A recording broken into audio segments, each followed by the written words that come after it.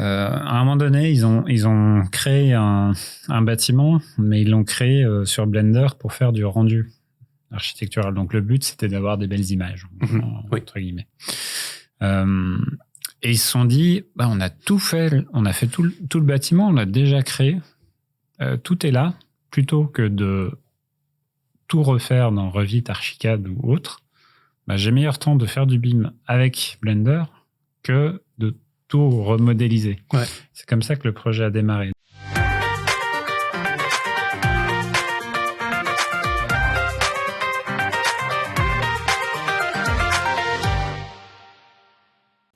Cet épisode est la 3e et dernière partie de l'interview avec Cyril Wechter de BIM Insight. Si tu n'as pas encore écouté les 2 autres parties, tu ferais mieux d'aller les consommer avant. Et si tu souhaites le contacter, ses informations de contact sont dans la description. Bonne écoute! Du coup, on a parlé un petit peu d'open data. On a déjà commencé à aborder un petit peu le sujet, justement, des logiciels. Mais du coup, il y a aussi tout ce qui est outils ouverts et du coup, l'open source. C'est quoi un logiciel open source? Et puis, en quoi c'est différent d'un logiciel gratuit? Alors, je vais déjà commencer, si tu me le permets, par définir ce que c'est qu'un logiciel libre plutôt qu'open source. Alors, un logiciel libre, c'est un logiciel qui va permettre de faire différentes choses. Notamment, on va pouvoir l'utiliser, le logiciel, sans restriction. On va pouvoir étudier le code et le modifier. On va pouvoir le partager. Et on va pouvoir faire tout ça, finalement. Et par exemple, imaginons dans le domaine de la construction. Si demain, j'ai un ami, ma sœur, mes parents, mon voisin qui veut faire une modification sur sa maison, sur son appartement, sur son immeuble qu'il est en train de construire, et que c'est un bon ami, c'est mon frère, voilà, j'ai envie de le faire pour lui. Un logiciel libre, je vais pouvoir l'utiliser pour ça. Si demain j'ai un projet très particulier qui aura une problématique très particulière, le logiciel il n'est pas tout à fait adapté à ce que je veux faire. Du coup, je vais pouvoir modifier le logiciel pour faire ce que je veux. Et si moi j'ai pas les connaissances pour modifier le logiciel, je vais pouvoir payer quelqu'un pour faire en sorte qu'il fasse ce que je veux. Et c'est un petit peu ça finalement. Et en fait, le logiciel libre se sert de la licence, qui est un outil qui a été prévu à la base pour les logiciels propriétaires pour fermer les choses. Parce qu'il faut savoir que les hackers à la base, donc les gens qui codaient, ils se partageaient les choses, ils s'échangeaient, et puis voilà. Et puis un jour, on commençait à leur dire ça, on voudrait le garder pour nous. Et du coup, ils ont commencé à mettre des licences dessus. Donc les licences, c'est un peu ce qui fait comme le brevet pour les inventions. Donc c'est ce qui va dire, ça, j'ai la propriété pour ça. C'est à moi, on n'y touche plus. Vous pouvez y toucher, mais ça va vous coûter. Voilà. Et du coup, on se sert de ce mécanisme pour dire, j'autorise à faire ce qu'on veut avec ce logiciel, et j'interdis quiconque finalement d'interdire ça. C'est de dire, ce logiciel, il est libre, et c'est comme ça. Personne d'autre ne peut légalement intervenir pour dire ce logiciel n'est plus libre. Donc ça, c'est un logiciel libre. Après, l'open source en soi, c'est légèrement différent. C'est dans le sens où on va mettre les données de manière ouverte. Et après, il y a plusieurs états d'esprit. C'est le logiciel, soit il y a plusieurs types de licences en fait. Soit on va dire ce logiciel-là, il doit être libre et tout ce qui en découle va être libre. Ça, c'est le copyleft plutôt. Oui. Ouais. Et soit on va dire, il y a ça qui est libre, vous en faites ce que vous voulez. Et ça, c'est une licence permissive. Et après, il y a une déclinaison multiple. Il y avait... Et globalement, il y a un peu ces deux pendants qui vont les deux ont des usages. Et dans un cas, par exemple, une société va pouvoir, quand c'est une licence permissive, la possibilité, c'est de prendre le logiciel, d'en faire quelque chose, puis de le garder pour soi et de le vendre sans redistribuer les améliorations qu'on y a fait. Alors que dans le copyleft dont tu parles, là, on va dire, ok, tu peux utiliser le logiciel que j'ai fait, tu peux le vendre, tu as le droit. Tu peux vendre du service qui va avec, tu as le droit de faire du commerce avec, aucun problème. Par contre, si tu l'améliores et que tu le distribues, je veux que tu me redonnes les améliorations pour que moi aussi j'ai les améliorations, parce qu'après tout, moi ou ma communauté, on a fait ce logiciel pour ce qu'on veut, c'est qu'il s'améliore et qu'il continue à s'améliorer. Donc il y a un peu ces deux dynamiques. Donc c'est un peu la bataille entre le logiciel libre et l'open source. C'est pas parce que qui sont pas tout à fait une bataille dans le sens où c'est pas parce que c'est open source que c'est libre, mais il y a aussi le côté open source où les sources sont accessibles, mais où la licence ne permet pas d'en faire n'importe quoi. Donc l'open source, globalement, Microsoft va faire beaucoup d'open source, mais ils vont pas faire assez peu de logiciels libres. Mais les deux ont des avantages et des inconvénients, et je comprends les deux approches. Ok. Pourquoi est-ce que la plupart des logiciels, alors libres ou certains que open source, ont un petit peu la réputation d'être des logiciels ou des outils moches ou à terminer soi-même? tu sais un petit peu de... Alors, justement, souvent quand ils sont pas assez soutenus. En gros, si on prend l'analogie, en gros, on a un réacteur d'avion de chasse et une carlingue. mais il vole. Il vole. Il est puissant.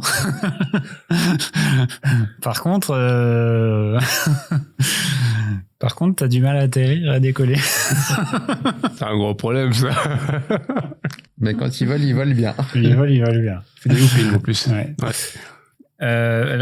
Globalement, c'est justement quand il n'y a pas assez de contributions. Mais ce qui est drôle, c'est qu'on a cette image-là, et en fait, il y a beaucoup d'innovations qui viennent du logiciel libre, y compris dans le domaine des interfaces. Ce qu'on trouve sur Android, par exemple, le magasin d'applications, typiquement, ça vient de Linux, où en fait, on a un gestionnaire de paquets, où on a les logiciels, puis on va dire, je vais installer tel paquet. On ne va pas aller sur le site de Intel pour aller télécharger son logiciel. Tout est à disposition. Et le magasin d'applications qu'on retrouve sur Android ou chez Apple,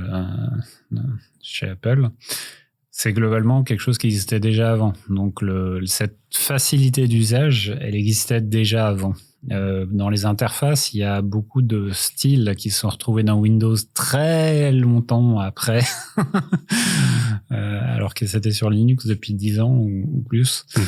Dans le changement de bureau, dans la façon de regrouper les icônes, dans beaucoup de choses. Donc en fait, tu dis qu'on utilise plein de choses qui, de base, on se rend pas compte, ça vient de l'open source. Oui. Les gens utilisent tous les jours, sans se rendre compte. Oui. Déjà, à partir du moment où on va sur Internet, la majorité des serveurs tournent sur Linux. De toute façon, oui. Android, c'est basé sur Linux. Oui, on utilise beaucoup de choses.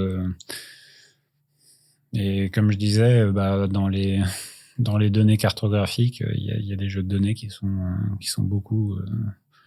où ils vont beaucoup aller vers le libre. Après, ils seraient réutilisés d'une manière ou d'une autre, mais... oui. On utilise beaucoup de libre sans s'en rendre compte, oui. Après, j'ai aussi l'impression, vis-à-vis de cette réputation, c'est peut-être aussi quelque chose qui est un petit peu daté puis qui est resté dans la mémoire des gens. Parce que si tu prends des distributions peut-être plus récentes de Linux, genre peut-être Mint ou comme ça, pour installer un logiciel, alors tu as le système de package manager, mais qui est intégré avec une interface utilisateur. Tu vas dessus, tu cliques un peu comme sur ton téléphone, et puis ça installe finalement le logiciel. Donc, et graphiquement, ça n'a rien à envier que ce soit Mac OS ou à Windows. Tu peux aller vraiment modifier à fond, quoi. L'apparence et tout ça. Et en plus, tu peux le modifier. C'est fou. Hein. Mais de base, je trouve qu'à installer à l'heure actuelle, on prend n'importe quel ordinateur, si on veut mettre un Linux Mint dessus, c'est hyper simple à faire. Souvent, en fait, on est sur ce qu'on appelle, ce qu'on dit souvent bleeding edge. Donc, c'est vraiment on est à la pointe de la technologie. Ce qui fait que parfois, il y a des petits problèmes. et que parfois, oui, comme on disait, le souci du développeur, c'est pas l'interface en premier, quoi. Donc, parfois oui, parfois non. Et donc, il y a le côté contribution. Blender, encore, il n'y a pas longtemps, il fallait de base, le clic par défaut, pour sélectionner, c'était le clic droit. La raison pour laquelle ils avaient fait ça, c'était en pensant à la santé des gens du graphisme. C'était pour les maladies, les troubles musculo-squelettiques. Donc, c'était pour... il y avait une bonne raison à ça. Mais quelqu'un qui arrivait sur Blender, tu fais, mais comment il marche ce logiciel? Il marche à l'envers. Donc, tu disais que le clic droit, c'était pas la sélection. Ouais. Ok. Et il disait que c'était pour une maladie. Pourtant, il n'y a pas de différence du doigt, non? Il y avait vraiment, oui, il y a tout un truc qui a été fait là-dessus. Il y en a toujours qui remettent avec le clic droit pour sélectionner. Il y a vraiment une raison à ça. C'est pour faire varier, en fait, un peu équilibrer, je pense, l'usage des doigts ou des choses comme ça. Ouais. Et du coup, ils ont fait un gros travail et c'est un logiciel qui existe depuis 20 ans, à peu près. Et du coup, c'est finalement assez récemment qu'ils ont fait des gros efforts, en fait, pour qu'il soit beaucoup plus agréable. Honnêtement, j'ai vu la différence. Ah oui, c'est la différence. Hein. À l'université, il y avait quelqu'un qui nous l'avait présenté, j'avais essayé à l'époque, ça n'avait rien à voir. Ouais. Maintenant, tu te dis, waouh, c'est tellement agréable à utiliser. Ouais.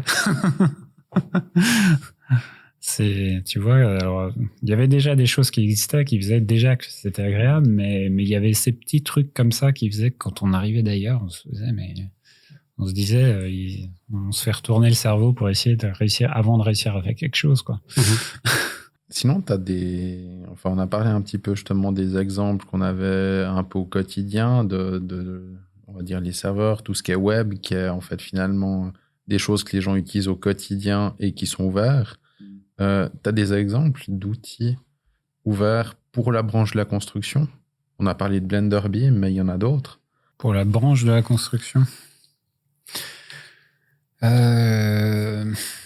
en fait, il y a des outils type pour l'analyse d'énergie, il y a un moteur de calcul qui a été développé Energy Plus, qui a été développé et qui est utilisé dans différents logiciels. Et du coup, le moteur est libre. Et du coup, on peut l'intégrer dans n'importe quel logiciel. Et donc, par exemple, il est dans Revit. En fait, si on regarde... c'est assez drôle, hein, parce que si on va sur le site d'Autodesk, il y a une page qui est dédiée à montrer en fait l'ensemble des logiciels qui sont utilisés, des logiciels open source et libres qui sont utilisés dans les produits Autodesk, et il y en a des centaines. Ok. Donc, il y a vraiment beaucoup d'outils qu'on utilise, encore une fois, en étant inconscient. Si vous voulez, il y a un masque qui est mis devant tout ça. Mais finalement, en fait, on en utilise beaucoup, mais sans forcément le savoir. Donc, dans le domaine de la construction, il y a cet exemple de moteur de calcul, mais sinon, moi, j'utilise LibreOffice, mais on ne peut pas dire que ce soit quelque chose de courant. Mais du coup, c'est quoi PyRevit?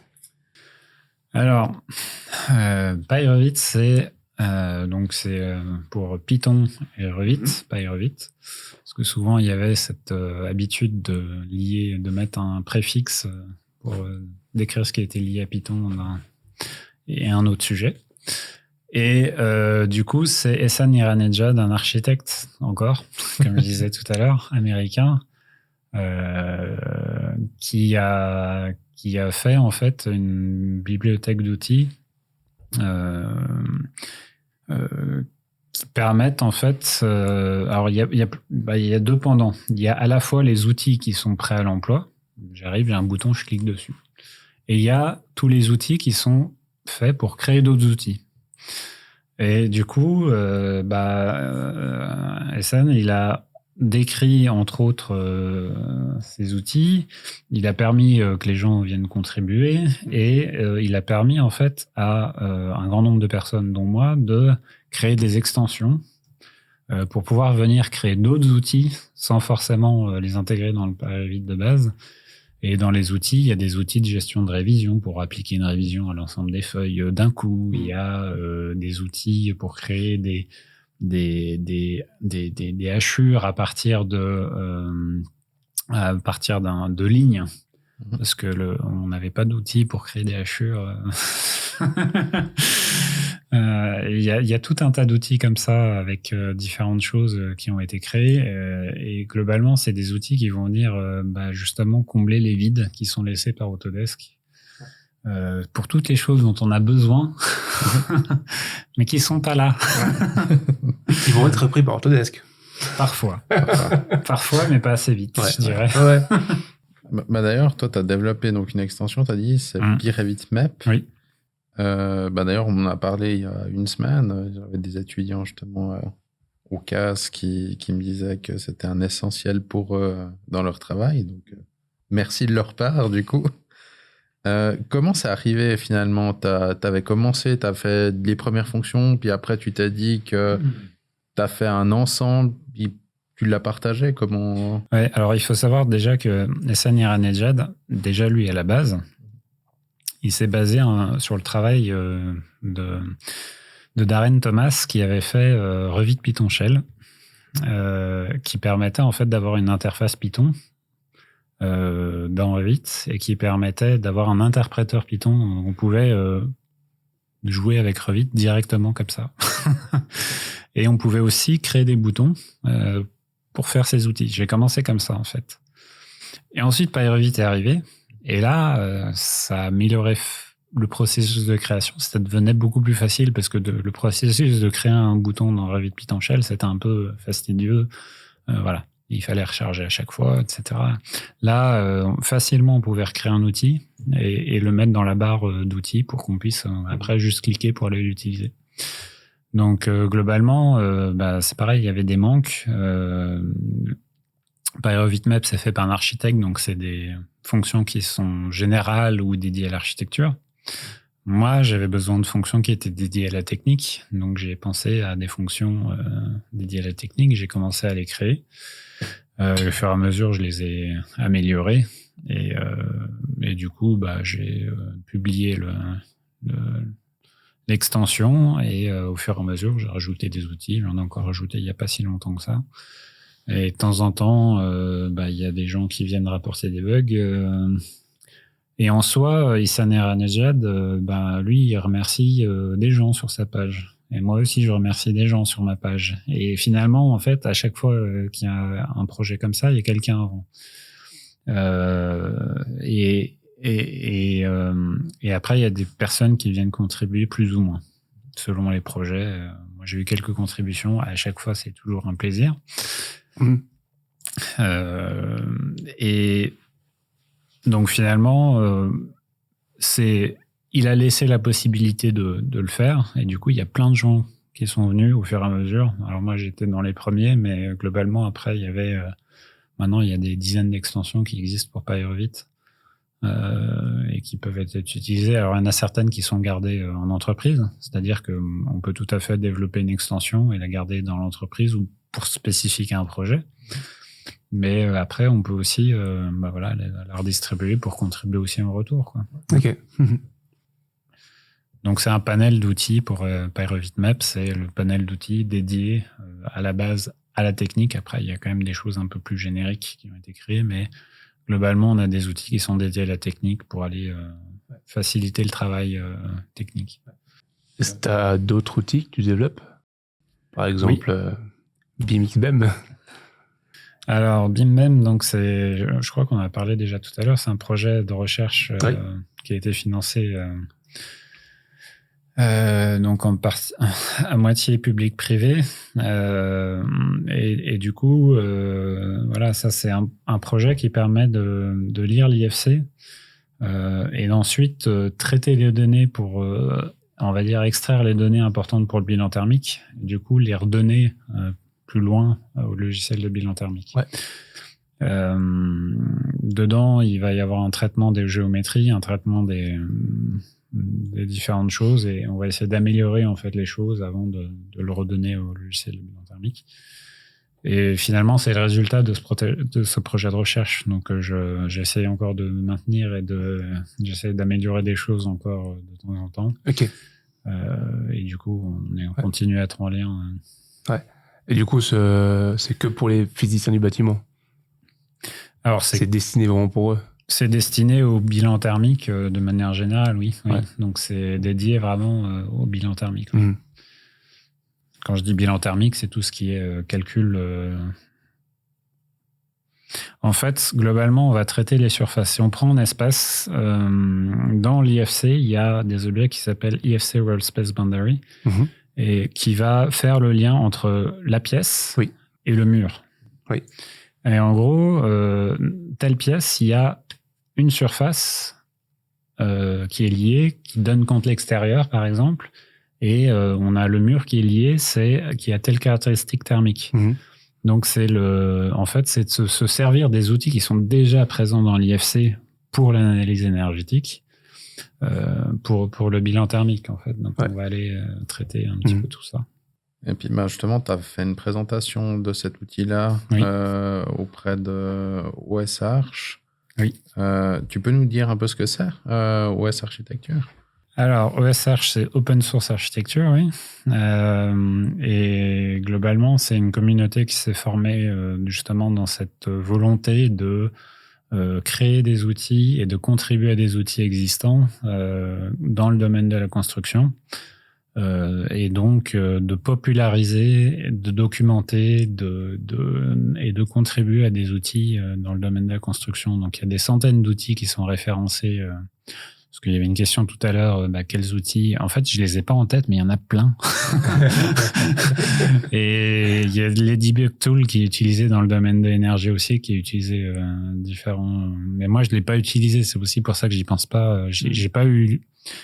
Parce que globalement, moi, j'ai fait surtout du calcul normatif. Hein, donc, et Ladybug Tool est à un autre niveau finalement. Mais il y a vraiment des centaines d'outils. Il y a des outils qui ont été développés, par exemple, à la base par donc EDF, Électricité de France, pour les centrales nucléaires. Ils ont fait d'ailleurs, je crois, un logiciel de dimensionnement structurel, EDF aussi, qu'ils ont mis en open source. Exactement. Pour dimensionner les centrales nucléaires. Ouais, mais je sais plus le nom par cœur, mais je le mettrai dans la description du podcast. Mais effectivement, il y a un truc qui existe et qui est justement aussi mis en libre accès. Donc il y a des centrales pour 100 000 habitants. Il n'y a pas tous les détails des plans et la façon de faire la fusion, la fission. Enfin, la fusion, ils en font pas encore, mais la fission. Mais oui, du coup, justement, je connais le développeur qui a justement travaillé avec EDF, qui a justement fait l'interface dans Blender BIM pour pouvoir utiliser cette librairie qui fait ce calcul. Okay. J'ai oublié le nom de la librairie aussi, mais on le mettra en lien. On le mettra en lien. Et puis, justement, comment on peut un peu venir dans cette communauté OS Architecture, enfin OS Arch, et puis comment on peut y participer ou faire la promotion en tant que personne qui en fait pas encore partie? En arrivant en disant bonjour. C'est la première des choses. Salut, moi c'est un tel, je fais telle chose et je serais intéressé pour développer telle partie ou pour, en gros, je travaille dans tel domaine et peut-être j'ai une idée pour améliorer les choses dans tel domaine ou alors il y a ces outils-là qui m'intéressent et j'aimerais en apprendre plus ou finalement c'est s'intéresser en fait. C'est globalement, c'est des gens qui sont souvent passionnés. Et arriver avec un problème, tu dis j'ai un gros problème, il t'accepte. Ça dépend de la façon dont tu as présenté le problème et en gros, finalement, voilà, c'est. Il y a une question de chance. Hein. C'est est-ce que à ce moment-là, la personne qui sera capable de répondre sera disponible? Est-ce qu'elle regardera? Et finalement, c'est de venir avec un état d'esprit ouvert et de se dire, je viens pour donner et recevoir. Je pense que c'est le meilleur état d'esprit. Donc là, j'arrive avec un problème, mais c'est de pas venir pour avoir une solution seulement. C'est pour aussi pour la démarche et pour dans un état d'esprit parce que ça peut servir à d'autres et à améliorer des choses, quoi. Ou c'est déjà ou c'est quelque chose qui devrait fonctionner, mais là ça fonctionne pas tout à fait comme je veux, ou j'ai l'impression que ça devrait fonctionner, mais je comprends pas comment ça marche. C'est de venir dans un état d'esprit constructif. Je pense que c'est la meilleure façon de venir. Ouais. Donc le plus simple, c'est de venir sur le forum, du coup, et puis déjà se présenter, c'est déjà pas mal. Dire coucou, c'est moi. Et puis c'est vrai que, alors moi j'ai vu ça, alors c'est vrai que c'était plutôt sur le forum Dynamo, mais en fait sur pas mal de choses, t'as Coverflow aussi. Enfin, si on arrive avec un problème, mais qu'on explique déjà quelle était la démarche derrière, puis ce qui a déjà été tenté par l'utilisateur avant. Les gens sont... Ça aussi, c'est important de montrer qu'on a travaillé dessus et qu'on vient pas juste chercher de la main-d'œuvre. Parce que c'est pas une équipe de développeurs gratuits à disposition. C'est des gens qui sont d'accord de partager un petit peu de leur temps pour avancer sur un problème. Et en soi, prendre le temps de poser correctement une question, c'est très important. Et de développer justement, de présenter le contexte, de donner les détails. C'est comme un rapport de bug sur un logiciel. Salut, ça marche pas, on peut rien faire. Alors, je sais pas forcément comment faire un rapport de bug, mais si je viens et que je montre que, désolé, je suis nouveau, je sais pas comment faire ça, mais en essayant de décrire comment le problème se produit, d'essayer en fait de vraiment expliquer la démarche. J'aimerais accomplir ça, mais quand j'essaye de faire ça, en décrivant les étapes, peut-être en mettant des screens. Après, le style peut varier. Hein, il y a une technique, j'ai entendu dire, je ne sais pas si c'est juste ou faux, mais très drôle, c'est que l'être humain a tendance de répondre quand quelqu'un il fait faux, il va dire non, tu fais faux. Donc quand tu as un problème, tu fais seulement de faire faux, puis les gens vont dire non, tu fais faux, ils vont te répondre correctement. Alors, si jamais le petit tips. Oui, non, mais il y en a qui disaient ça sur le forum ASRH, il y en a qui parlent qu'il y a presque une mini compétition à qui sera le premier à donner la réponse. Exactement. mais voilà, après, clairement, les gens qui viennent avec un mauvais état d'esprit, ça passe pas. Sûr. Ça passe pas. Donc,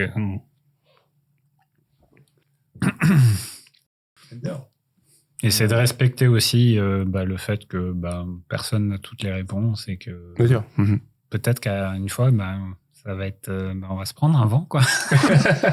Non, mais je veux dire, soit parce que personne ne sait, soit parce que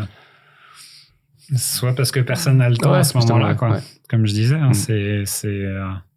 mais des fois, ça peut être drôle, hein, parce que c'est pareil dans un logiciel, des fois, on va ouvrir, quand on a un logiciel libre, souvent, on a un système de suivi qui est ouvert, contrairement à la plupart des logiciels propriétaires, mais il y en a certains qui s'y mettent quand même, où, justement, il y a le suivi des problèmes qu'on rencontre qui sont publics. Des fois, le problème, il y a un premier utilisateurs qui va rencontrer un problème. Mais le premier utilisateur, soit à ce moment-là, la personne n'avait pas le temps, soit la personne n'a pas décrit suffisamment bien le problème pour qu'on trouve la solution. Et du coup, plus tard, il y a un autre utilisateur qui va venir apporter une autre pierre à l'édifice et qui va permettre de mieux comprendre le problème ou d'apporter une solution. Des fois, l'intervalle de temps peut varier grandement. Ouais. Donc, ça dépend de la motivation et je dirais que plus un problème a un intérêt commun, plus il va être facilement résolu. Ouais. Ou alors, en tout cas, les gens ont un intérêt pour. Et d'où l'intérêt aussi de contribuer, c'est-à-dire que si vous utilisez un logiciel libre et que vous avez un sujet en particulier que vous voulez faire avancer, c'est là où soit vous, soit quelqu'un qui travaille pour vous, il faut lui dire travaille là-dessus. PyRevit, il y a eu BXBEM, tu as aussi collaboré aussi pour BlenderBeam. Oui. Sur des add-ons. Oui. Qu'est-ce que BlenderBeam add-on? Tu peux expliquer ce que c'est déjà BlenderBeam pour les... Alors, globalement, c'est un architecte australien. Encore qui travaille dans un domaine où, en fait, à un moment donné, ils ont créé un bâtiment, mais ils l'ont créé sur Blender pour faire du rendu architectural. Donc, le but, c'était d'avoir des belles images, entre guillemets. Et ils se sont dit, on a tout fait, on a fait tout le bâtiment, on l'a déjà créé, tout est là, plutôt que de tout refaire dans Revit, Archicad ou autre, j'ai meilleur temps de faire du BIM avec Blender que de tout remodéliser. Ouais. C'est comme ça que le projet a démarré. Donc, ils ont créé un IFC. Et en fait, BlenderBeam, c'est basé sur IFC OpenShell. IFC OpenShell, c'est une bibliothèque. Maintenant, ça fait partie de IFC OpenShell. Si vous cherchez, en fait, c'est compris dans IFC OpenShell. IFC OpenShell, c'est une librairie qui permet de lire et écrire l'IFC. Et qui permet aussi notamment de vérifier qu'un IFC respecte le schéma IFC, de dire s'il y a tel problème sur ce fichier-là qui ne correspond pas au schéma IFC. Et du coup, c'est un travail qui a été fait par Thomas Krienen, je ne sais pas exactement comment ça se prononce, et qui est aux Pays-Bas. Je sais pas s'il est architecte ou... Mais il avait fait ça durant sa thèse de doctorat, je crois. Oui, tout à fait. Donc lui, c'était à la base un travail universitaire. Et du coup, il a continué. Et lui, il a pas mal de projets de recherche où il développe différentes choses. Ouais. Et du coup, à la base, il y a un cœur dur qui était pas du tout prêt à l'emploi.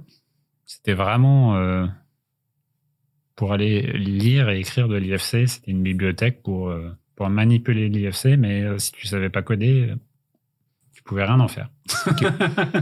Enfin, un peu de choses près. À un moment donné, il y a eu un viewer qui permettait de regarder un petit peu les IFC, mais qui pendant longtemps n'a plus marché. Maintenant, il remarche, mais c'était pas la priorité.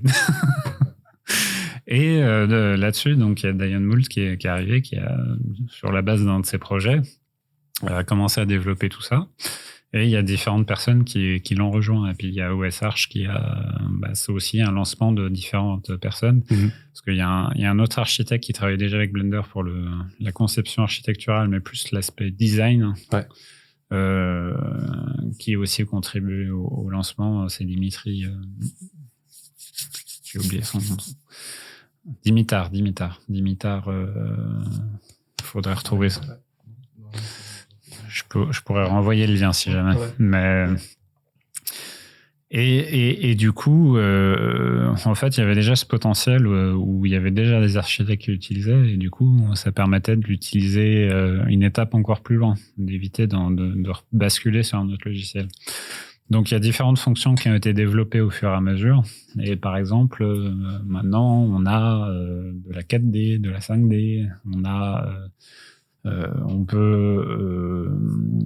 il y a des outils qui vont permettre de patcher un IFC Par exemple, si j'ai un IFC qui vient d'un logiciel comme Vito Archicad, j'aurais tendance à avoir des types dupliqués, c'est-à-dire que le même type de fenêtre, il va être, on ne sait pas trop pourquoi, dupliqué.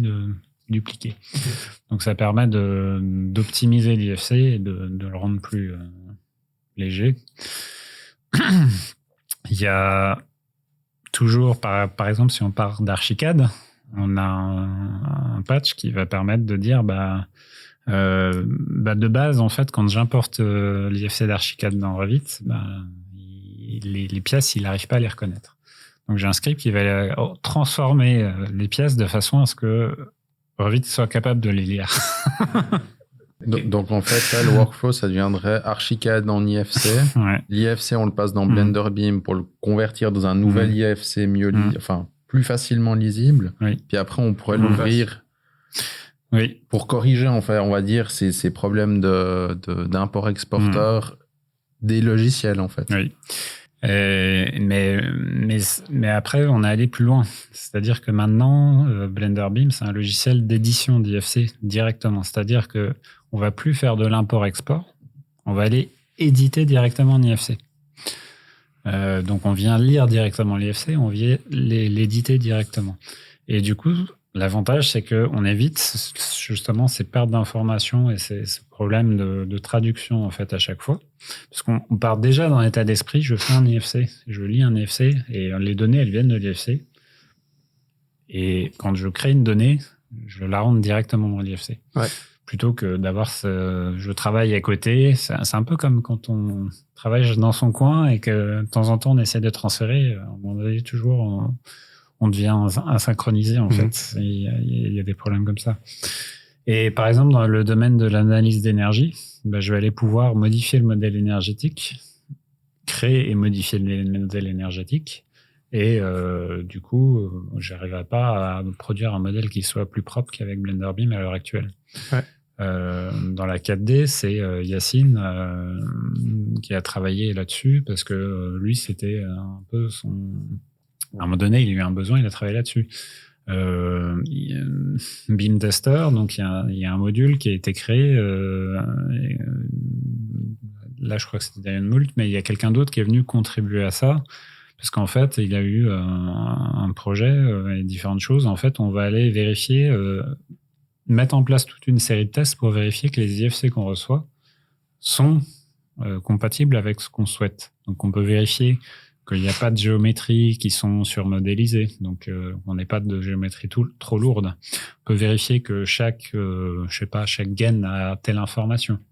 Que on peut faire des batteries de tests, vérifier que le nom du projet est correct. Et je mets en place ma batterie de tests et du coup, plutôt que d'avoir quelqu'un qui vient vérifier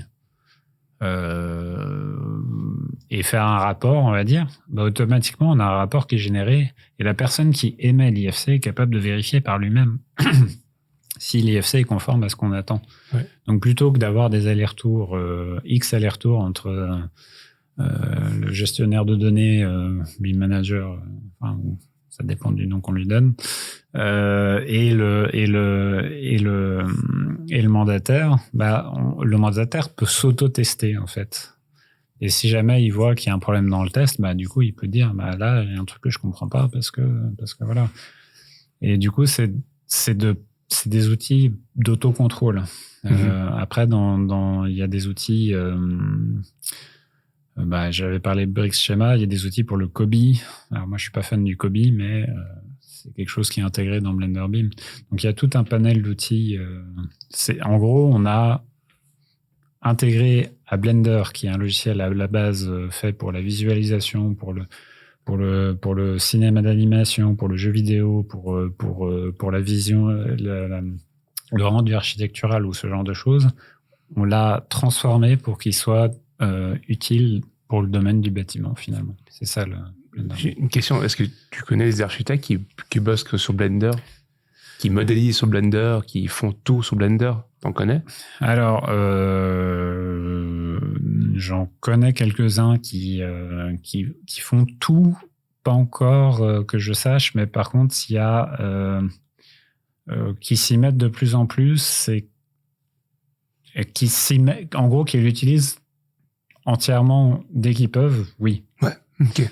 Des fois, ils sont coincés sur un truc, soit parce que leur client leur impose quelque chose et qu'ils n'ont pas le choix. Mais oui, j'en connais. Et notamment, il y a une chaîne YouTube qui s'appelle IFC Architect, qui a publié en fait un ensemble de tutos sur Blender Beam. Ouais. Et du coup, lui, vraiment, son objectif, c'est de montrer un flux de travail. Et honnêtement, quand j'ai vu ces tutos, je me suis dit, waouh, enfin, là, on voit un flux de travail qui paraît viable et cohérent. Ouais. Pour de l'architecture, j'entends. À savoir qu'il y a déjà tout un panel d'outils dans Blender Beam qu'on trouve nulle part ailleurs. Par exemple, dans le domaine de la technique, on peut lire les informations des connecteurs et vérifier en fait l'essence du flux. Et en gros, je parlais de Brix Schema. En fait, Diane Moult a eu des contacts avec Johnson Control et d'autres sociétés. Et en fait, ils voulaient utiliser l'IFC pour analyser et faire ensuite de la gestion de bâtiments, etc. Et donc, ils voulaient analyser les flux. Là, pour le coup, c'était déjà pour savoir qu'est-ce qui était connecté à quoi et suivre le sens, qu'est-ce qui est en amont, qu'est-ce qui est en aval, déjà les bases, quoi. C'est comme ça qu'il s'est aperçu que les qualités des modèles qui étaient exportés par les mandataires étaient très variables. Et quand il a vu un des modèles que je faisais, il a dit « Waouh, j'aimerais vraiment avoir des mandataires. » Ce serait beaucoup plus facile. Mais voilà, il y a tout un panel d'outils où on a déjà des outils dans Blender Beam qu'on retrouve nulle part ailleurs, finalement. Ouais, ok. Et puis, justement, tu as parlé un petit peu de IFC Architect qui a montré, enfin, qui a fait une série de vidéos, justement, un petit peu pour présenter ce qui était déjà faisable avec. Je crois qu'il y a aussi, c'est Sigma Dimension. Oui, c'est Yacine, justement, qui a travaillé sur la 4D, en fait. Ouais, qui avait montré, justement. Puis là aussi, il y a toute une série de tutos qui sont disponibles. Donc, allez voir. et puis, toi, tu as participé au développement maintenant de ce projet. Comment tu l'as intégré? Comment ça t'est venu? En fait, j'avais utilisé IFC OpenShell dans le cadre de mon projet de recherche à l'EPFL, mais je connaissais déjà avant. Parce que, voilà. IFC OpenShell, j'avais suivi déjà depuis un petit moment. Je m'y étais intéressé, mais je voulais l'utiliser. Et c'est peut-être par FreeCAD, en fait. FreeCAD, donc c'est un logiciel qui est dédié à la base pour la création d'objets. Donc c'est un peu pour la mécanique. La mécanique, hein, c'est une sorte d'Inventor, mais version logiciel libre. Oui, tout à fait. Et en soi, FreeCAD, à la base, c'est pareil, il était dédié plus orienté, on va dire, mécanique. Mais en fait, il y a des gens qui en ont fait tout et n'importe quoi. Comme à chaque fois qu'il y a un logiciel libre, c'est magnifique. Il y a ce truc-là, il fait déjà tout ça, et moi, en fait, j'ai juste besoin de rajouter un petit truc. C'est exactement ça qu'on fait. Du coup, il y a des voiles de parapente qui ont été faites, il y a des, il y a des ailes d'avion, il y a vraiment beaucoup de choses. Ça va du... Et bon, il y a des choses qui sont professionnelles qui ont été faites, il y a de l'amateur, il y a du professionnel, il y a beaucoup de makers qui l'utilisaient pour créer des objets à impression 3D ou par création. Il y a l'architecte qui est à l'origine du module BIM dans FreeCAD. Il a fait un tout petit bâtiment qui s'appelle la Wiki House. Et en fait, l'idée, c'était d'avoir un projet collaboratif où il a fait tous les plans de la maison et c'était assemblé et toutes les pièces étaient prédécoupées pour que ça puisse être assemblé sans outils. Donc après, ils sont venus sur place en une journée ou je sais pas combien de temps, ils ont tout assemblé, et toutes les pièces étaient prédécoupées, il n'y avait plus qu'à les emboîter, quoi. Et donc, il y a des projets comme ça sur lesquels les gens travaillent pour essayer d'améliorer différentes choses. Et donc, c'est cet architecte-là qui utilisait déjà IFC OpenShell, qui a inspiré Diane Moult.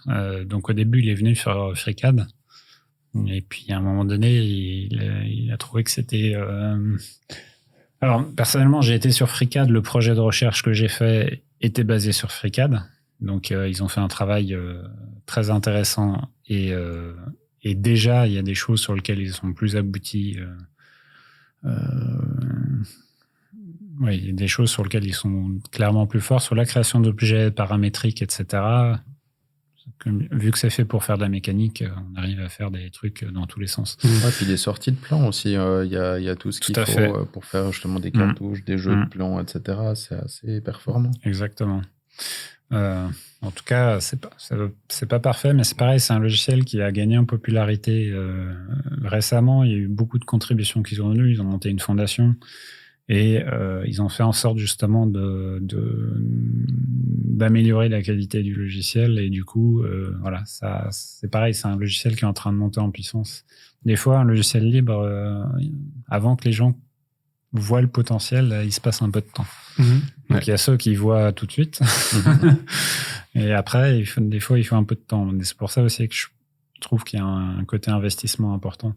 Mais du coup, c'est ça qui a inspiré... on dérive un peu. IFC OpenShell, donc, c'était le sujet de base. Donc, a servi... C'est la librairie de base qui a permis tout ça, finalement. Qui a permis tout ça. Et puis, ouais, du coup, toi, t'as voulu t'insérer, enfin, t'es venu dans ce projet, justement, t'avais ce projet de recherche. Oui. Donc, du coup, j'ai commencé à contribuer via ce projet de recherche. Donc, j'ai fait des contributions sur le forum et voilà, j'ai parlé de ce que je faisais, j'ai fait des rapports de bugs, j'ai fait différentes choses. J'ai essayé de trouver des solutions, j'ai documenté quand je trouvais, j'ai fait quelques articles de blog pour documenter ce que je faisais et essayer d'aider en fait si quelqu'un voulait refaire quelque chose de similaire. D'ailleurs, c'est parmi les articles les plus longs que j'ai fait. Et puis après, j'ai commencé à voir le travail de Diane Moult et j'ai vu ce qu'il faisait et je me suis dit, wow. Alors, le problème que j'avais avec FreeCAD, honnêtement, c'était un problème d'échelle. C'est que je voyais que déjà dans mon projet de recherche, j'avais un bâtiment, parce que je me suis amusé avec un des bâtiments que j'avais un projet en cours d'à peu près 14 000 mètres carrés d'habitation. Et déjà, en fait, il avait du mal pour juste les limites de pièces, donc le modèle énergétique, il avait déjà du mal. Je me suis dit, là, il y a un problème le logiciel, il est pas, à l'heure actuelle, il n'est pas prévu pour. Comment dire, l'échelle n'est pas bonne. En fait, si c'est basé sur de la mécanique, donc forcément, la dimension est plus petite, on n'a pas besoin d'avoir des mètres, tu vois. Oui, mais par contre, ce qui est impressionnant, c'est qu'en mécanique, des fois, ils ont un assemblage de beaucoup de pièces qui vont être très loin. Ils vont aller faire une locomotive avec beaucoup de pièces, etc. Ouais, mais en termes de dimension, si on parle d'échelle, dimension, c'est pas un bâtiment. Ça reste assez restreint et c'est pas le même genre de poids finalement. Mais bon, peut-être que sur un modèle mécanique lourd, ils auraient peut-être du mal aussi. Ouais. Peut-être je pense qu'il y a des limites aussi. Et moi, j'ai vu ces limites-là assez rapidement et du coup, quand j'ai vu que Diane Moult commençait à faire ça sur Blender, j'ai dit, en fait, il faut savoir que le développeur d'IFC OpenShell avait déjà fait un système qui permettait d'importer ou d'exporter, ou les deux, l'IFC dans Blender, mais c'était un peu rudimentaire, on va dire. Mais ça marchait déjà. Ouais. Mais voilà. Et Diane Moult a commencé à faire différentes choses pour améliorer les choses. Et du coup, quand j'ai vu ce qu'il faisait, je me suis dit, là, ça m'intéresse vraiment. Parce que je commençais à être un peu dépité avec FreeCAD, parce que ça faisait un moment que je suivais, que je soutenais et tout ça. Et je me disais, ça va pas assez vite. Du coup, tu t'es mis à Blender, ça allait plus vite, c'est ça? Ouais. Non, mais c'est vrai, je trouve que l'évolution qu'il y a eu ces 3 dernières années, c'est vraiment impressionnant. Enfin, Oui, moi, je suis pas peut-être depuis aussi, enfin, depuis Oui, le début, bah, mais- il y a beaucoup de choses qui se sont améliorées. Quand j'avais fait le cas, il y avait encore plein de bugs. On a mis, par exemple, en place, surtout Diane Mult, il faut le dire, des tests pour fiabiliser le logiciel. Ça, c'est des choses qui sont faites dans le milieu professionnel, en fait, dans la programmation. C'est faire des tests. Quand on fait ça, ça doit faire ça. C'est mettre en place plein de tests et il y a même un mode de développement où on fait le test d'abord et après on développe la fonctionnalité, on vérifie que ça remplit ce que ça doit faire. Et du coup, j'ai commencé à m'intéresser à ça et j'ai voulu justement, parce que je pouvais lire les modèles énergétiques dans FreeCAD, mais l'interface était trop. Il y avait que moi qui pouvais l'utiliser. Enfin, du coup, j'ai voulu faire ça et je me suis aperçu qu'on pouvait plus facilement faire des choses que l'interface de programmation. On parlait d'API tout à l'heure. L'interface de programmation de Blender, elle est propre. FreeCAD, je pense qu'ils ont encore du travail à faire là-dessus, par exemple. Et il y a beaucoup de choses qui sont pas documentées. Dans Blender, c'est beaucoup mieux documenté. Ouais. Mais c'est un logiciel qui est plus mature. Hein. On est sur un logiciel qui a... Ouais, puis il y a une échelle qui est différente aussi. On va être obligé de documenter. Et il y a la question d'échelle où ils font des mondes virtuels, quoi. Donc, ouais, clairement, le logiciel avait la capacité, le moteur graphique, c'est beaucoup plus beau, beaucoup plus... voilà. Donc, c'est pas la même chose. Hein. Blender, là, on est sur un moteur au niveau des géométries qui est complètement différent. La base de Blender, ça quand même reste du graphisme de toute manière. Donc, du coup, forcément, le moteur est différent. Mais du coup, on peut aller sculpter des choses, on peut aller faire des choses. Donc, pour un architecte qui veut faire un bâtiment non conventionnel, c'est parfait. Avec Revit, il va galérer. Ça, c'est sûr. Donc, Revit, c'est ce qu'on disait. Hein, c'est quand on veut faire du standard, c'est bien. Dès qu'on veut aller faire un détail, des fois, c'est compliqué. Bon, après, il faut commencer à faire un peu de dynamo, mais... Oui. Mais oui.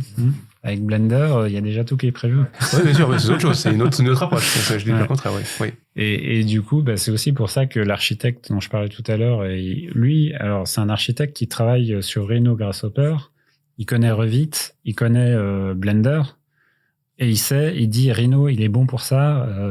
Blender, il est bon pour ça. Et Revit, il est bon pour ça. Et dans ses conceptions, la plupart du temps, il va aller utiliser Blender parce qu'il va plus vite, en fait. Et c'est vraiment... mais il connaît les trois. Il connaît les qualités des trois. Il reconnaît les qualités et les défauts, là où ils sont plus forts, etc. Et vraiment, du coup, j'ai commencé à me dire, en fait, ça faisait un moment que je voulais développer des choses sur FreeCAD, mais j'avais pas forcément soit le temps, soit j'avais beaucoup de mal à avancer, en fait, parce que justement, beaucoup de choses qui n'étaient pas décrites.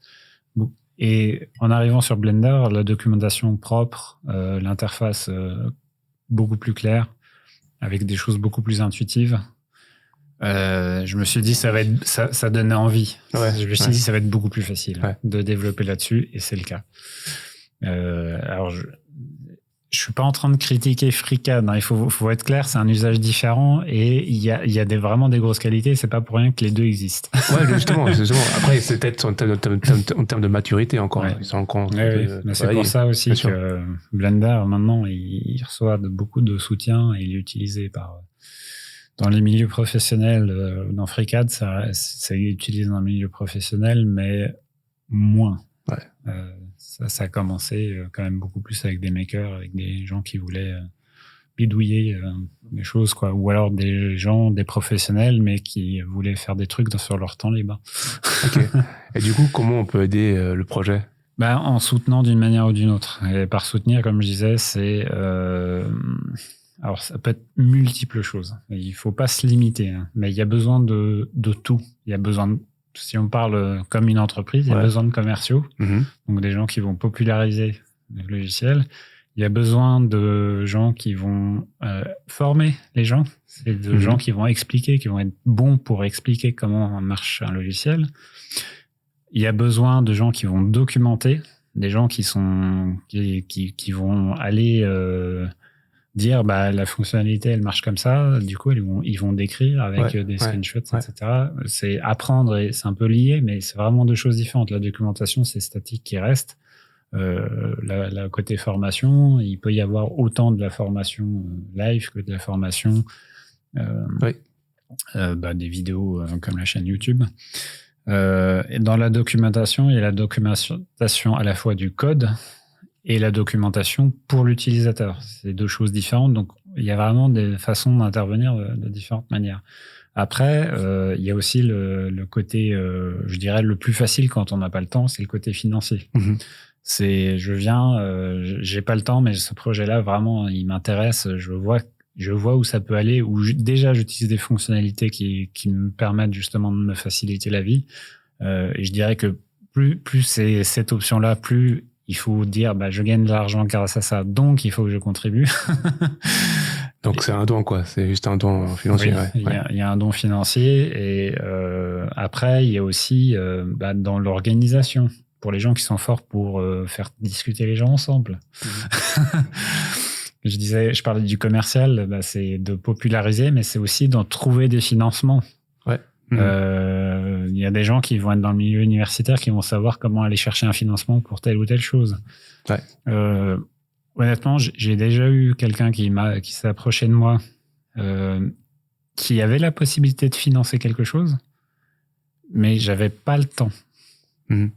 J'en suis triste. Non, mais vraiment, c'est juste que il fallait trouver quelqu'un pour faire le travail, parce que personnellement, je n'avais pas le temps de faire le travail. Donc, il fallait en gros créer un projet pour dire, on va développer telle fonctionnalité. Et du coup, qui va servir aux clients qui justement là voulaient financer la chose. Et il faut trouver un développeur derrière qui va faire le travail. Et ça, en fait, il y a tout type de profil qui peut contribuer. C'est là où je veux vraiment insister. C'est pas réservé aux codeurs de contribuer à un logiciel libre. Mais il y a, je trouve que le modèle qu'ils ont choisi, par exemple, sur IFC.js, c'est assez intéressant pour motiver les gens de dire, alors, il y a la partie formation qui est les dons qui font rentrer de l'argent, on va dire, dans la cagnotte. Puis après, pour favoriser le développement, ils ont fait leur système de bounty, où finalement, les gens qui sont dessus actuellement, ils ont peut-être pas le temps ou les ressources de tout faire. Par contre, certaines tâches peuvent être déléguées. Et puis, ils ont fait ce système, en fait, où quelqu'un qui aurait le temps, il gagne quelque chose à participer. Ah, mais c'est un peu style les bugs, des recherches de bugs. Oui, mais le bounty, donc justement, c'est recherche, en gros, c'est comme c'est une prime. C'est une prime, donc comme chasseur de primes. Et du coup, c'est dire, si on résout tel problème, on aura telle récompense. Dans le milieu sécurité, les hackers, ils ont des concours des bounty, je sais plus comment ça s'appelle. Et justement, il y a ce principe qui a été appliqué, notamment récemment, il y a eu un bounty qui a été fait, donc une prime qui a été faite pour le portage en fait de Blender Beam sur Mac M1. Donc parce qu'il n'y avait pas beaucoup d'utilisateurs ou pas suffisamment qui s'étaient manifestés. Et du coup, là, il y avait un truc, il y avait une demande. Il fonctionne, non ? Maintenant, oui. C'est juste, je me disais bien.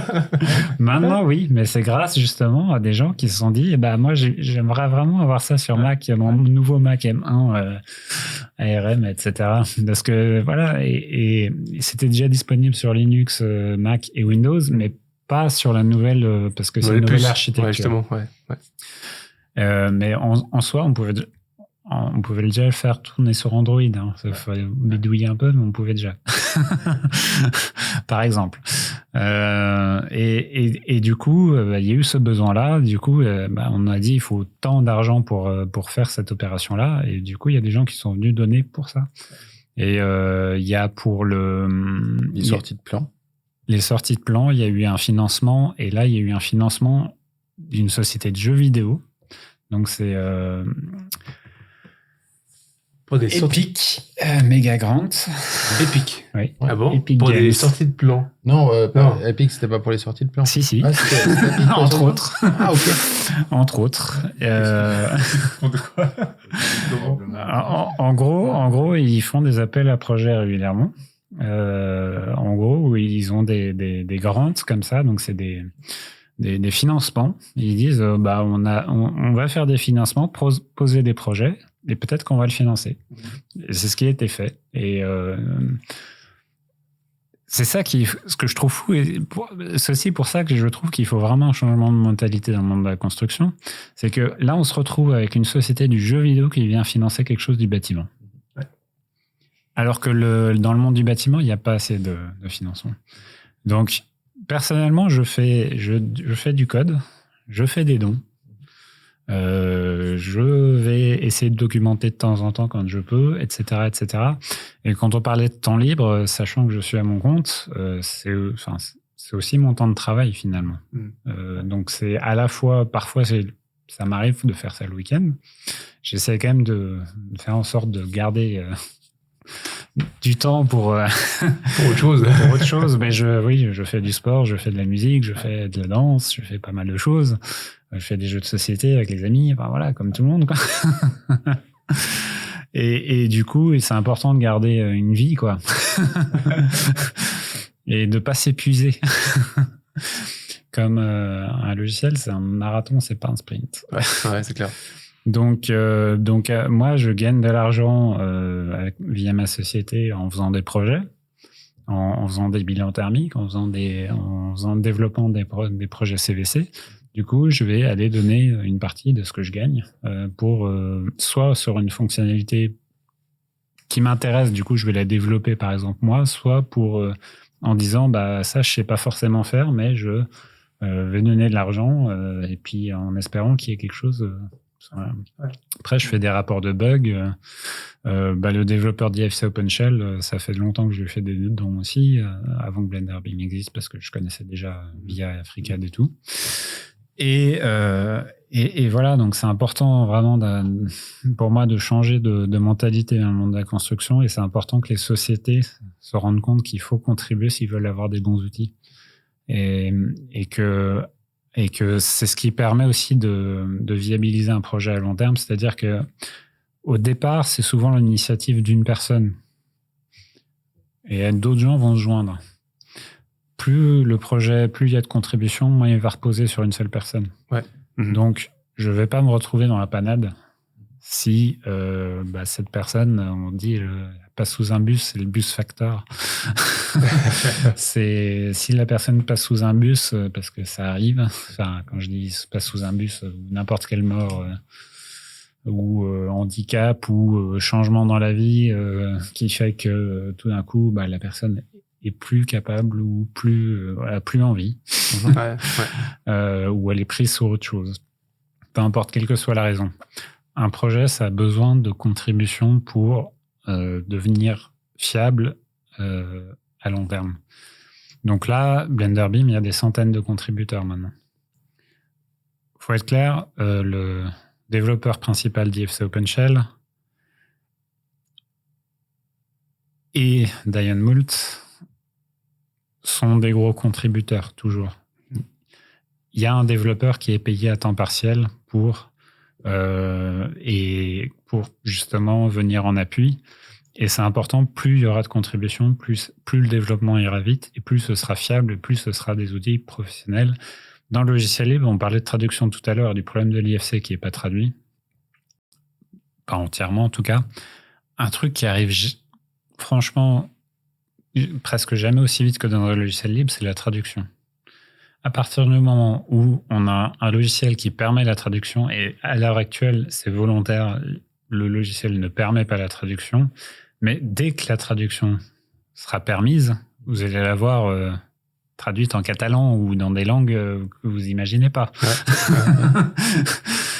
Du coup, est-ce qu'il y a encore d'autres projets que tu développes ou tu participes, mais on a fait un peu le tour?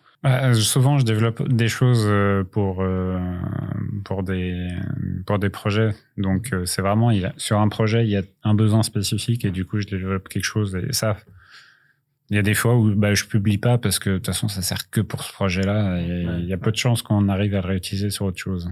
Donc, moi, j'ai eu un projet avec une dalle en pente sur un cercle et du coup vu qu'on avait une hauteur variable partout avec un décroché de dalle tous les 6 mètres, il fallait que je fasse un script pour calculer les hauteurs des techniques sous dalle pour mettre les indications sur les plans, etc. Ouais. Ça au final ça a servi, mais il y a des choses où voilà, c'est des développements sur des projets spécifiques. Ouais, ok. Est-ce que t'as d'autres outils open source à partager avec nous? Ça peut être pas lié à la construction. Ouais, exactement. Tu as parlé de KeePass, par exemple. Oui, KeePass, donc mon gestionnaire de mots de passe. Ah oui, mais dans les logiciels que tout le monde connaît, il y avait LC, qui est à une époque où il y avait des codecs partout pour réussir à lire une vidéo, et VLC, il lisait tout. Exactement. Voilà, il y a des logiciels comme ça qui ont été rendus possibles pour différentes raisons. Moi, j'utilise LibreOffice comme pour le traitement de texte, le tableur, etc. J'utilise Inkscape pour le fichier vectoriel. Ça, c'est un autre sujet, on n'en a pas parlé, mais en soi, on peut sortir. On connaît le DVG, parce que c'est celui qui a été majoritaire. Mais dans le domaine du vectoriel, sur le web, c'est le SVG qui est majoritaire. Et il n'y a aucune raison de ne pas faire un plan SVG. Et dans Blender Mime, du coup, on peut le faire. Et c'est une bonne utilité. et du coup, ça permet de l'ouvrir avec n'importe quel navigateur. Ça permet d'avoir de l'information intégrée à l'objet. Notamment, on peut avoir une référence à l'objet d'origine, etc. dans le SVG. Après, on peut l'imprimer. Ça reste du vectoriel, mais beaucoup mieux que du DXF ou du DVG. Et ça, c'est tout un... Et on reste... Et là, on est sur un format qui est utilisé de manière large. Et du coup, il n'y en a pas besoin d'aller faire un traducteur, etc., etc. Donc, Inkscape, ça m'a fait penser à ça, parce que c'est un logiciel qui est utilisé pour le dessin vectoriel, donc qui est utilisé par les graphistes ou des différentes choses. Tous les logos sur Internet, quasiment, sont SVG, donc... les logos de société pour qu'ils soient bien propres et bien clairs. Après, il y a Krita pour les gens qui font du dessin, qui font des choses artistiques. Il y a GIMP aussi. Oui, GIMP. Oui. Pour photo. GIMP, oui, il est utilisé pour les photos. Après... je l'ai volontairement pas cité parce que pour moi, il fait partie des logiciels qui a un petit problème de proximité avec les utilisateurs. Ok, d'accord. et ils n'ont pas encore fait le travail qu'a fait Blender pour moi pour faciliter les usages et faire en sorte qu'on galère pas 15 ans à juste changer, à réduire une photo ou enlever les yeux rouges. Il faut une certaine habitude, ça oui. Je suis sur Photoshop. Après, je sais qu'il y en a qui l'utilisent professionnellement où ça va très bien, mais voilà, c'est juste que quand on arrive dessus, c'est un peu compliqué. Mais après, oui, il y en a tout un tas, mais quand je fais des formations, en général, je sors une liste parce que je les garde, mais j'ai tendance à oublier les choses, mais il y en a plein.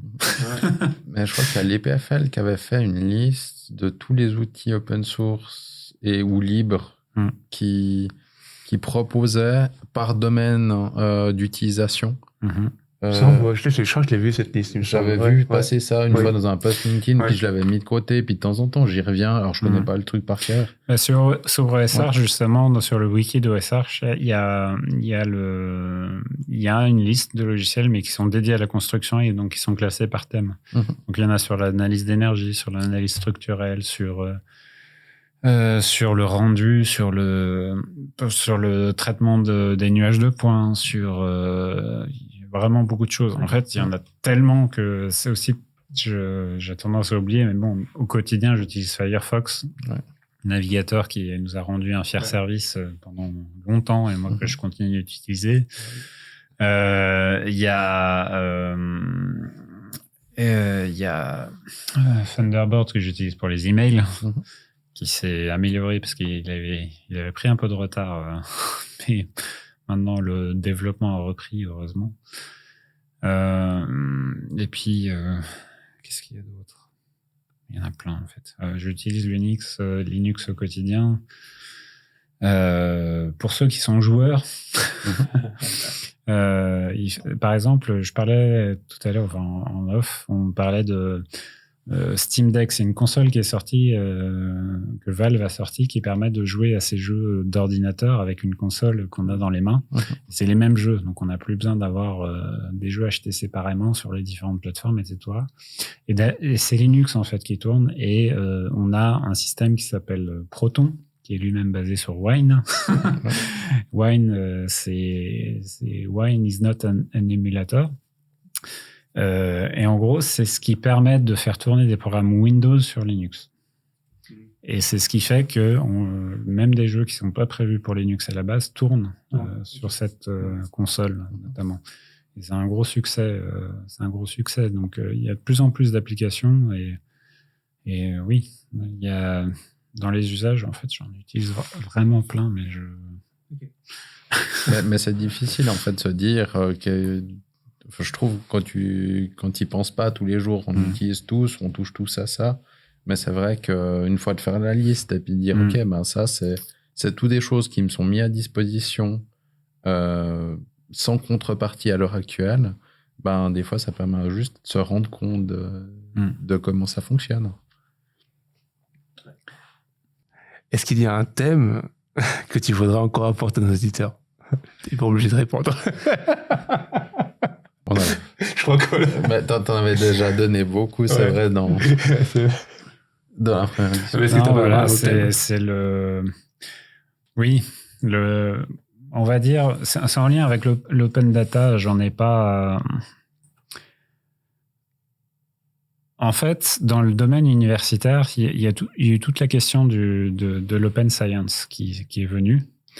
Parce que, en fait, ce qu'on s'apercevait, c'est que les scientifiques étaient obligés de payer des revues pour publier leur travail. Et derrière, leurs collègues étaient obligés de payer pour lire le travail qu'ils avaient fait. Alors que tout le travail, le gros du travail était financé souvent par les États, par le contribuable. Ouais, et c'était un vrai scandale. Ouais. Et du coup, on pousse de plus en plus à l'open science. Et d'ailleurs, je ne sais pas si tu sais, il y a un site un peu, je dirais pas... Sci-Hub. Ouais, exactement. Qui publie justement, est-ce que sur le principe même de ce côté open science, il disait c'est il y a l'argent du contribuable, de tout le monde, font avancer la science, fait de la recherche, que d'un coup, qu'il y a eu une corporation de journaux qui disent non, on vous prend ça, mais vous payez après. Mais en fait, c'est une main qui est complètement prise dedans. Et en fait, ça devrait pas être là, parce que c'est déjà payé déjà. Tu vois. Et là, on en revient au fait que quand on est dans ce contexte-là, on se retrouve à refaire le même travail, un travail qui a déjà été fait, parce qu'en fait, on n'a pas accès à ce qui a déjà été fait. Ouais. Et c'est une perte monumentale. Et aussi, ça permet de vérifier mieux. On peut avoir une équipe d'on ne sait où qui va vérifier le travail qu'on a fait et qui va dire « Ah bah oui, effectivement, c'est juste » ou alors « C'est juste, mais... » il y a telle subtilité, ou alors là, on a reproduit, c'est comme ça qu'avance la science finalement, c'est de dire, il faut réussir à reproduire et à obtenir les mêmes résultats pour faire avancer les choses. Et du coup, ça me fait penser à ça, l'open data et tout ça, parce que dans le domaine de l'écologie, pour moi, on est dans une problématique où on n'a pas le temps. On est déjà en retard. Alors, il n'y a pas que pour toi, c'est un fait. C'est un fait. C'est un fait, c'est scientifiquement établi et sur lequel il y a consensus. Ouais. Il faut être clair, on n'a pas le temps. On n'a pas le temps. Et là, on est en train de se faire la guerre sur des outils où on perd du temps soi-même. Donc, en fait, on a besoin tout de suite des bâtiments plus performants.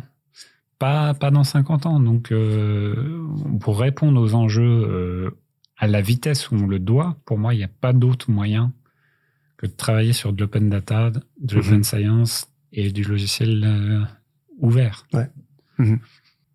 Est-ce que tu as des sujets qui te passionnent, qui t'intéressent spécialement, autres que technologie ou BIM ou autre chose? Est-ce que tu as d'autres thèmes, par exemple? Oui, il y a le jeu vidéo. Ça m'étonne pas. La danse, je danse beaucoup. Ouais. Depuis toujours, mais là, je fais du Lindy Hop depuis à peu près 2 ans. Et du coup, ça me plaît beaucoup. Je fais de la musique, je fais de la guitare. Je faisais du violon quand j'étais petit. Globalement, j'aime beaucoup la musique. Ouais. Donc, et du coup, en fait, c'est pour ça que le week-end, produire. pour toi, c'est quand même assez important. Oui. Okay. Et après, je fais aussi pas mal de vélo parce que j'ai choisi de ne plus avoir de voiture depuis 2 ans. Ouais. Du coup, je me trimballe à vélo ou en transport en commun quand c'est trop loin, quoi. Depuis un moment. Donc, le vélo, ça m'intéresse aussi. T'es pas venu de Genève en vélo jusqu'ici, quoi? Non. Non, là, pour le coup, j'ai pris le train. Ouais. Mais je fais je fais facilement 17 km, des trajets jusqu'à 17 km, donc 34 allers-retours. Ou des trucs comme ça, ouais, ça passe bien maintenant. Je me suis mis petit à petit. Ouais.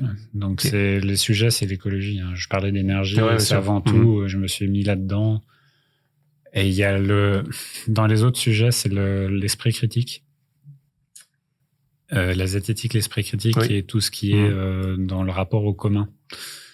C'est justement les rapports humains, tout ce qui est féminisme, anarchisme, tout ce qui est modèle de société, géopolitique, en fait, ça m'intéresse beaucoup de choses. Bah, ça tombe bien. C'est pourquoi. Tu as des recommandations, des documents, des chaînes YouTube, des podcasts, des sites à recommander?